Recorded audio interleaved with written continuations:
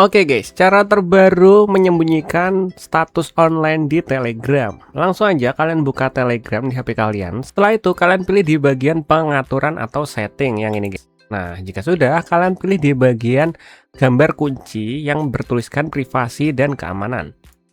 Nah, setelah itu kalian scroll ke bawah, kalian cari di bagian terakhir terlihat dan online atau nomor 2 dari atas di bagian privasi ini guys. Kalian pilih. Nah, ini kan semua orang. Kalian ubah ke bagian tidak ada. Nah, ini untuk menonaktifkan terlihat online ya guys ya. Sebagai tambahan, di sini kalian juga bisa menyembunyikan waktu baca. Jadi di sini misalnya orang lain itu ngechat kalian dan kalian udah baca itu nggak terdeteksi di read ya atau sudah terbaca. Jadi kalian bisa aktifin. Jika sudah, kalian pilih di bagian pojok kanan atas untuk menyimpan pengaturan ini. Di bagian centang ini kalian pilih centang dan kalian pilih OK.